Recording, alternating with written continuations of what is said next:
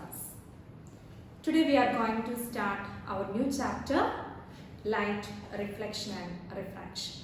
In today's class, we will discuss what is reflection of light, what are the laws of reflection of light, what is a mirror, classification of mirrors, and image formation by plane mirror and spherical mirror. So let us start our class by recollecting some previous knowledge related with light. So what is light? You know, like heat, sound, kinetic energy, potential energy. Light is also a form of energy, then which help us to see the objects around us. So we can define light as it is a form of energy which produces sensation of our sight. Then can you tell what the nature of propagation of light is? The nature of propagation of light is rectilinear. That means light travels in a straight line path. Then light is an electromagnetic wave. So we studied two types of waves in class 9. Mechanical waves and electromagnetic waves. As we know, sound waves are mechanical waves because they need a medium for its propagation.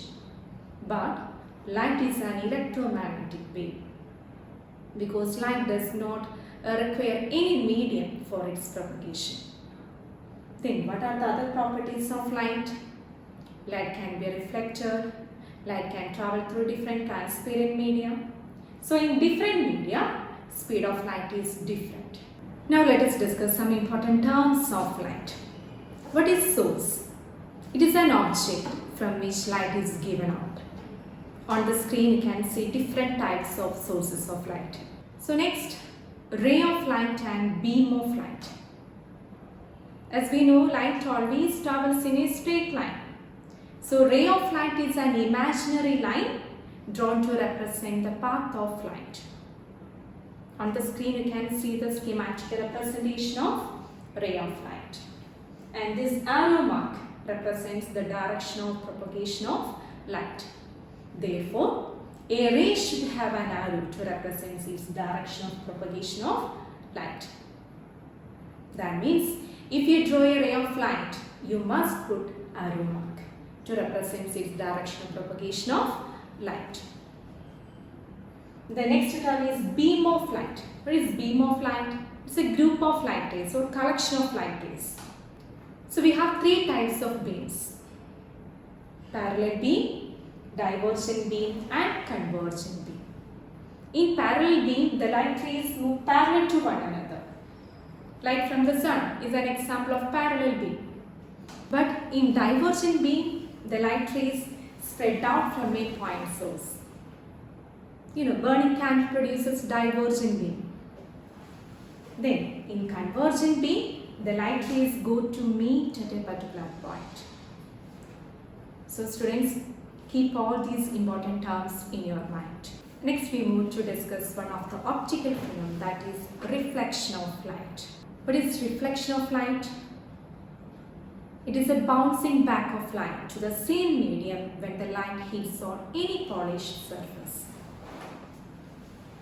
So now let us see what are the different terms related to reflection of light.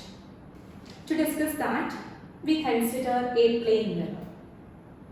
So in this picture, M dash is the reflecting surface of a plane mirror. So as you can see here, a ray of light AO falls on the reflecting surface at a point O. And this ray of light is known as incident ray. So what is incident ray? Incident ray is a ray of light which strikes any reflecting surface.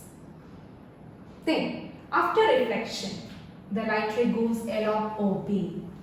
And this ray of light is known as reflected ray. So what is reflected ray? Reflected ray is a ray of light which is reflected from the reflecting surface. The next term is point of incidence. In this picture, O is the point of incidence. Then what is point of incidence? It is a point on the reflecting surface where the incident ray strikes. The next term is normal. Here ON is the normal. So normal is the perpendicular line drawn to the reflecting surface at the point of incidence. Then what is angle of incidence? Angle of incidence is the angle between the incident ray and the normal, and angle of reflection is the angle between the reflected ray and the normal. The angle of incidence is represented by the letter I. The angle of reflection is represented by the letter R. Next, laws of reflection of light. You are already familiar with laws of reflection of light. We have verified the two laws of reflection of light by an activity in class 8. So I hope you remember those activities. Let us recall the two laws of reflection of light. The first law states that the angle of incidence is always equal to the angle of reflection.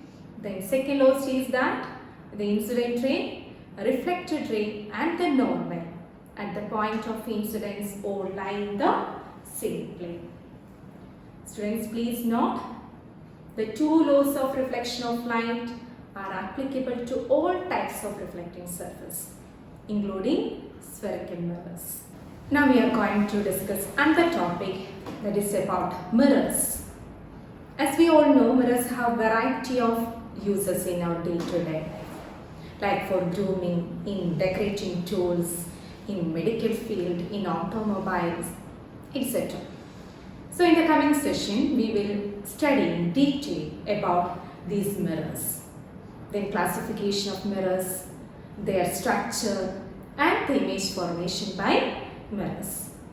What is a mirror? A mirror has a smooth polished reflecting surface, and mirror can reflect the light which falls on them. That means it's a smooth, well polished surface that can reflect light. Based on the geometry of the reflecting surface, a mirror can be classified into two types, plane mirror and spherical mirrors. In plane mirror, the reflecting surface is plane. That means flat surface. On the screen you can see the schematic representation of plane mirror. These are the characteristics of image formed by plane mirror. So in plane mirror, the image is always erect and vertical. What is erect? Erect means straight or upright. Then what is virtual image? That image cannot be obtained on a screen. Then what is the next point? Of same size as the object. That means in plane mirror, the size of the image is always same as the size of the object. Then image is laterally inverted. What is lateral inversion? The right side of the object appears as left side of the image and vice versa. Then last point is, in plane mirror, the distance between the object and mirror is equal to the distance between the image and mirror. That means U equals V. What is U? U is the distance between the object and mirror. Then what is V? V is the distance between the image and mirror. Now let us see what are spherical mirrors and their classification. What is a spherical mirror? In spherical mirror, the reflecting surface is curved. In the plane mirror, we have seen the reflecting surface is plane. But in spherical mirror, the reflecting surface is curved. Then it may be curved inwards or outwards. As we know, the spherical mirrors are made from a hollow sphere. Therefore, its reflecting surface is a part of a sphere. So, since it is a part of a sphere, these mirrors are known as spherical mirrors. So, the two types of spherical mirrors are concave and convex mirror. What is a concave mirror? If the reflecting surface is curved inwards, then it is said to be concave mirror. Then what is convex mirror? If the reflecting surface is curved outwards, then it is a convex mirror. So this is a schematic representation of concave mirror and a convex mirror.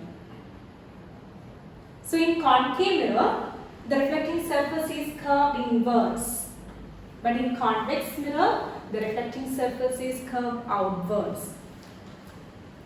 So the reflection of light takes place at the concave surface in the case of concave mirror. Then in convex mirror, the reflection of light takes place at the convex surface or bulging out surface. Now we define some of the important terms related to spherical mirrors.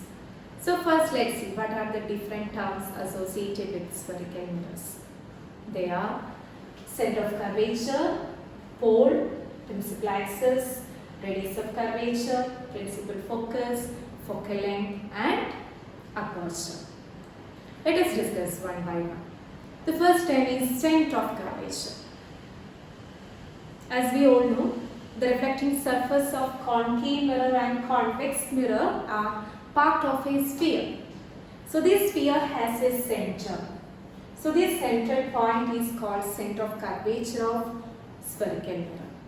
Then center of curvature is represented by the letter C. As we can see here, the center of curvature of concave mirror lies in front of the mirror. But in the case of convex mirror, it lies at the back of the mirror.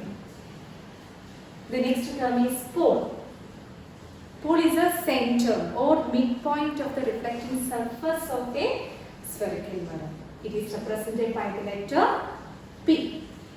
Then what is principal axis? It is an imaginary straight line passing through the center of curvature and pole of the mirror. So in these pictures, the straight line PC represents its principal axis. Then what is radius of curvature? It is the radius of the sphere of which the mirror is a part. So in these pictures, the distance PC is the radius of curvature. Next we have to discuss principal focus and focal length. To discuss that, we consider these two pictures. Look at these figures. Can you say what type of beam it is? It's a parallel beam because here the light rays move parallel to one another. So it is a parallel beam. As you can see here, the parallel beam of light passes parallel to the principal axis of concave mirror. Then after reflection, these reflected rays converges to a particular point on the principal axis. So this particular point on the principal axis is known as principal focus of concave mirror. But in the case of convex mirror, the convex mirror diverges the light rays falling on them. So when the diverging reflected rays are produced back, they will meet at a particular point on the principal axis. This particular point on the principal axis is known as principal focus of convex mirror. Then it is represented by the letter F. It says capital letter. Is it clear? Okay. Then what is focal length? Focal length is the distance between the principal focus and pole of the mirror. Focal length is represented by the small letter F. The last term is aperture. It is a portion of the mirror from which reflection of light takes place. Students, please note, whenever we draw the spherical mirror for the image formation, there are three things to be marked. They are center of curvature C, principal focus F, and pole of the mirror, that is P. So relationship between radius of curvature and focal length is R equals 2F. And this equation is valid for both concave and convex mirror. But one condition is there. The condition is that the aperture of spherical mirror must be much smaller than its radius of curvature. You might be remembering the candlelight experiment that we have done in class 7 to study the image formation of spherical mirrors. So let us see what are the characteristics of image formed by spherical mirrors. Image can be erect or inverted. Then image can be real or virtual. Then image can be diminished or same-sized or enlarged, depending upon position of mirror and object. So in the next class we will discuss how to represent the image formation of spherical mirrors using ray diagram. Now let us summarize the differences between concave mirror and a convex mirror. In concave mirror, the reflecting surface is curved inwards, but in convex mirror, it is curved outwards. Then the second point is, in concave mirror, reflection takes place at the concave surface, but in convex mirror, it takes place at the convex surface. Then the principal focus of concave mirror lies in front of the mirror, but in convex mirror, it lies at the back of the mirror. The last point is, concave mirror is a converging mirror because concave mirror converges the light rays falling on them, but convex mirror is a diverging mirror because convex mirror diverges the light rays falling on them. On the screen you can see some questions. So dear students, you have to do these questions in your physics notebook. Thank you.